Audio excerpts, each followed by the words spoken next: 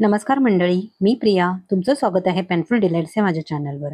आजच्या या व्हिडिओमध्ये मी तुम्हाला कोकणातील गौरी आगमन, औसा कसा भरायचा आणि गौरी विसर्जन कसे होते हे दाखवणार आहे. तर हा व्हिडिओ तुम्ही शेवटपर्यंत नक्की पहा. भाद्रपद शुद्ध सप्तमीला गौरी घरी आणल्या जातात. नदी, तळी, विहिरी काठी जाऊन 7 खड्यांच्या गौरी आणतात. हे खडे म्हणजेच गौरी. घरातून निघताना रोवळीमध्ये एक ओटी असते आणि त्याच सोबत तिरडा, हळद, भाजीची मुळं, आघाडा, तुळस ही 5 रोपं घेऊन जायची असतात. पाण्याजवळ एका ठिकाणी शेणाने सारवून त्यावर रांगोळी काढली जाते.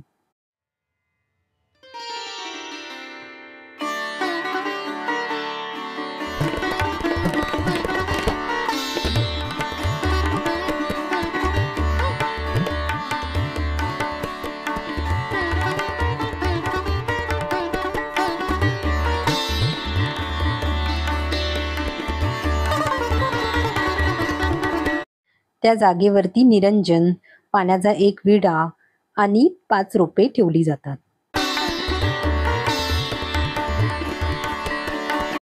तिथे अगरबत्ती लावून प्रसाद दाखवला जातो.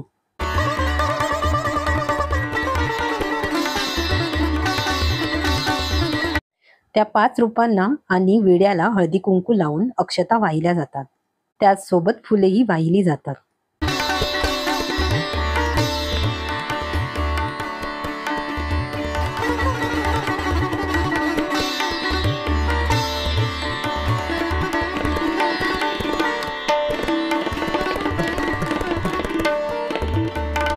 धूप कापूर लावला जातो.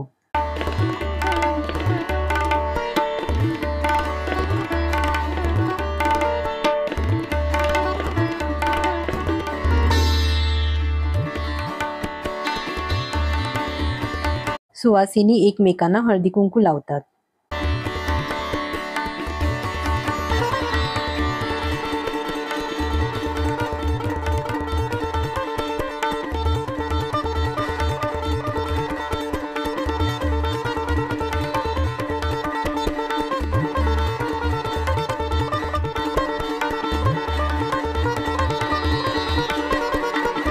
आता पाण्याजवळ 7 गोटे निवडून घेतात आणि हे गोटे तांब्यात घेऊन गवर घरी आणली जाते.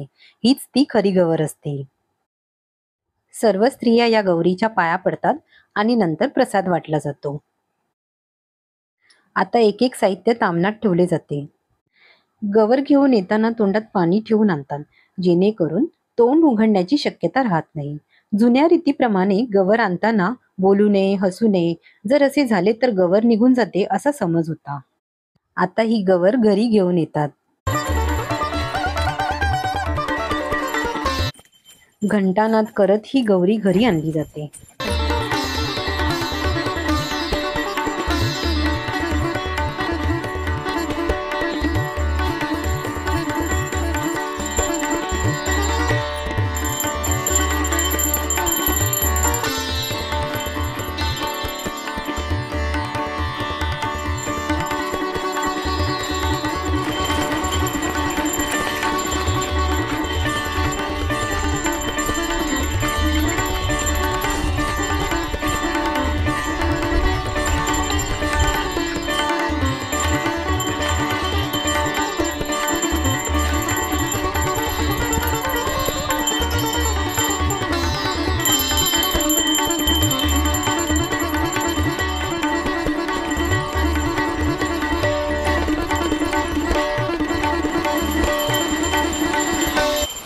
गौरी घेऊन घरात प्रवेश करताना गौरीचे ताम्हण हातात धरलेल्या सवाशिणीच्या पायावरती पाणी घालून हळद कुंकू वाहिले जाते.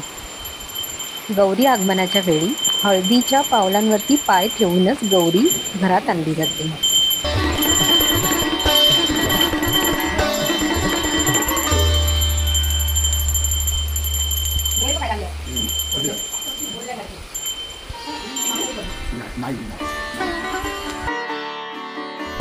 आता गणपतीच्या बाजूला ही गवर ठेवून त्यामध्ये ताम्हणातील विडा ठेवला जातो.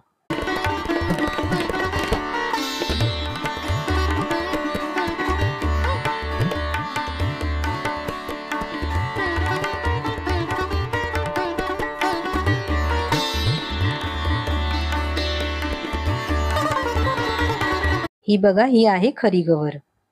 रात्री मूर्ती स्वरूपात असलेली गवर सजवली जाते. आता मी तुम्हाला दाखवणार आहे जुना वौसा कसा भरायचा असतो. सर्वात प्रथम सुपाला एक धागा बांधायचा असतो. त्यानंतर सुपामध्ये ठेवायला 5 प्रकारची पाने लागतात. त्यामध्ये काकडी, चिबूड, भोपळा, हळद, कारलं, कारंद, चिना ही पाने ठेवली जातात. सर्व पानांना हळदी कुंकू लावले जाते.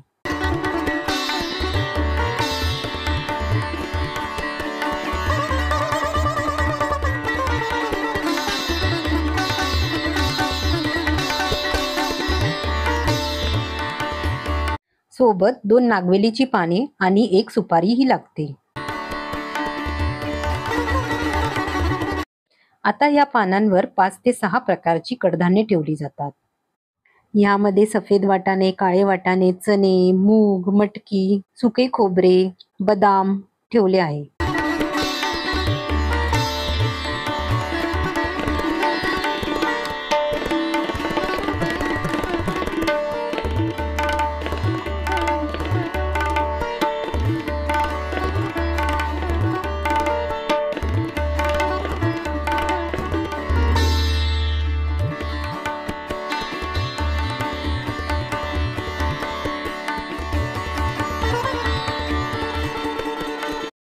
सुपामध्ये एक नारळ ठेवतात.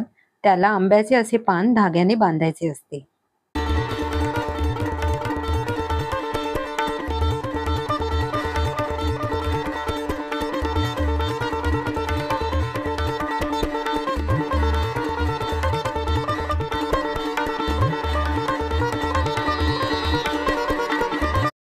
आता 5 वेगवेगळ्या प्रकारची पाने या सुपामध्ये ठेवायची असतात.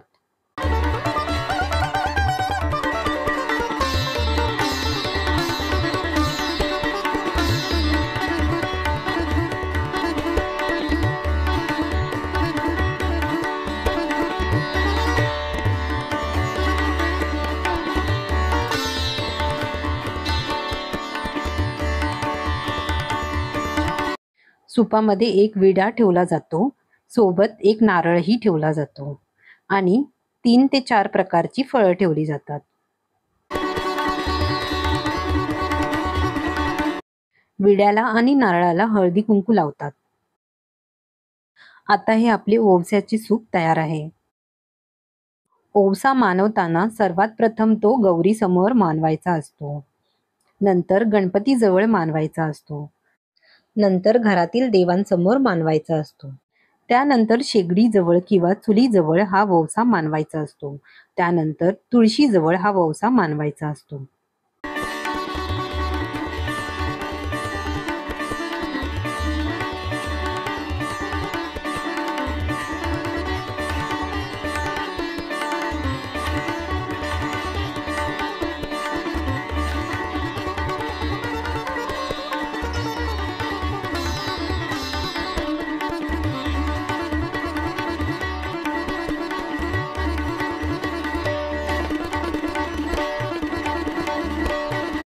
पहिला वौसा आपल्या पतीला देतात आणि त्यांचा आशीर्वाद घेतात.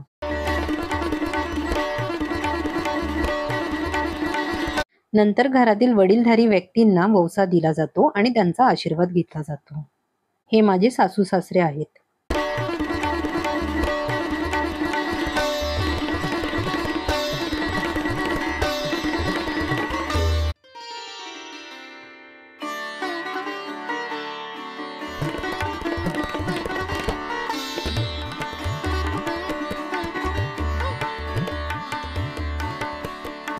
हे आमचे सावंत पटेल कुटुंब एकमेकांना ओवसे देऊन आशीर्वाद घेत आहेत.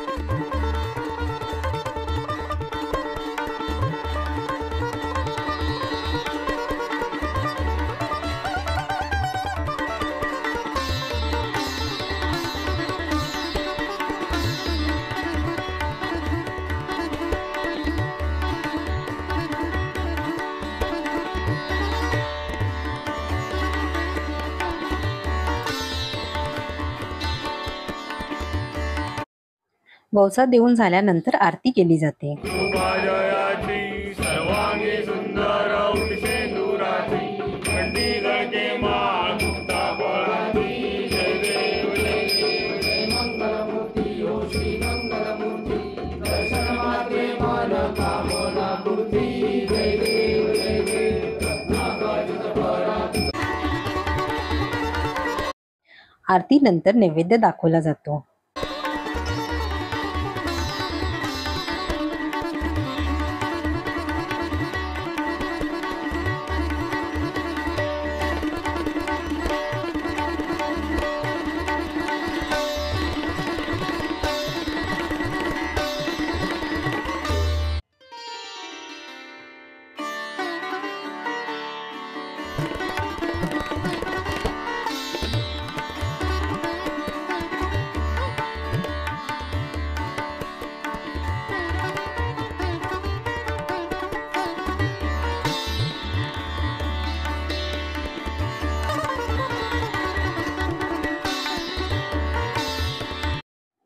नैवेद्यासोबतच गाराणे घातले जाते.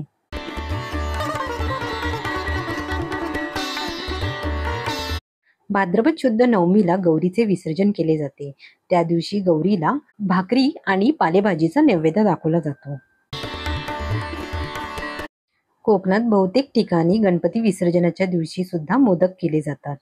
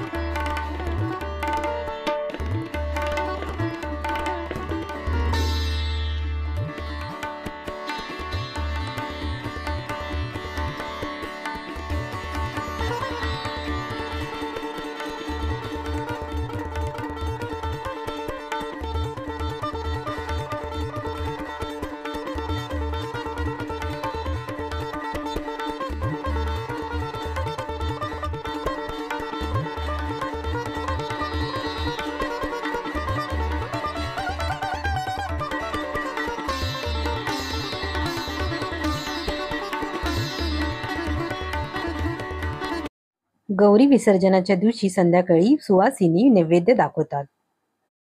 नैवेद्यावर पाणी सोडून हा नैवेद्य देवीला दाखवला जातो.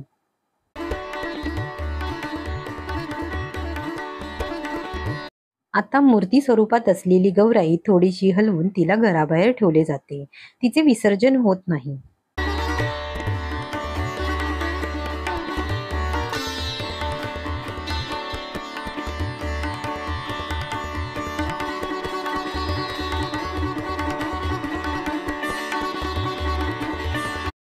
आता जी गौराई आपण पाण्याजवळून आणली आहे तिला घेतली जाते. सोबत नैवेद्यही घेतला जातो.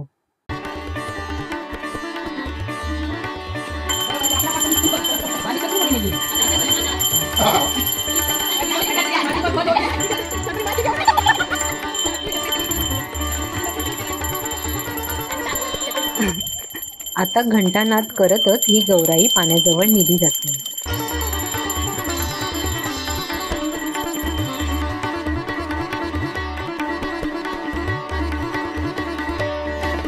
आता त्याच जागी जाऊन दिवा, अगरबत्ती आणि कापूर लावतात.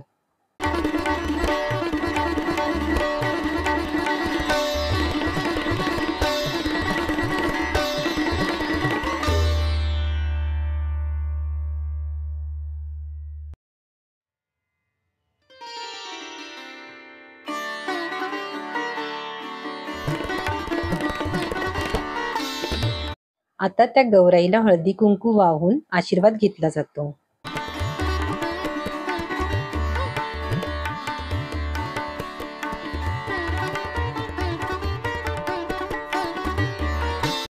आता या गौराईचे एका ठिकाणी रोपण करतात.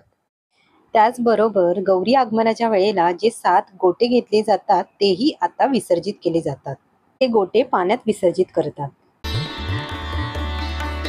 आता घरातून आणलेल्या भाजी भाकरीचा नैवेद्य गौराईला दाखवला जातो. आमच्या इथे हा नैवेद्य 21 पानांवर ठेवला जातो.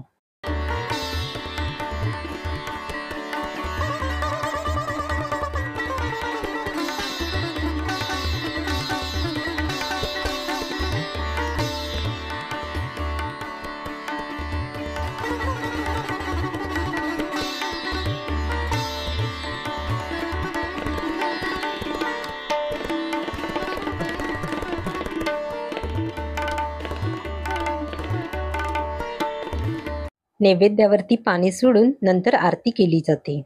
परंतु न बोलवे काही, साई विवाद करता पडलो प्रभारी, ते तू भक्ता लागे पावसी लवलाही. जय देवी महिषासुरवदनी, सुरवरीश्वर वरदे तारक संजीवनी. जय देवी प्रसन्न होसी निजदाशा, क्लेशापासून सोडी दोडी भोपाशा. अंबे तुझ वाचून कोण पूर्वेल आशा, नरहर दल्लीन झाला. त्यानंतर मनोभावे देवीची प्रार्थना करतात.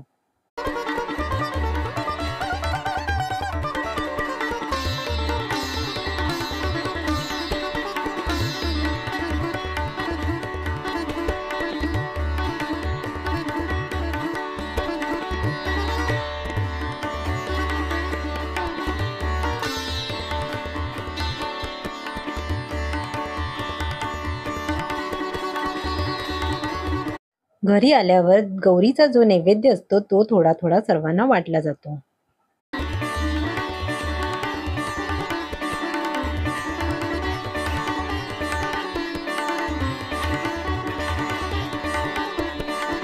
आता मूर्ती स्वरूपात असलेली गौराईचे दागिने काढून तिला व्यवस्थित ठेवतात, जेणेकरून ती दुसऱ्या वर्षीही उपयोगी पडेल.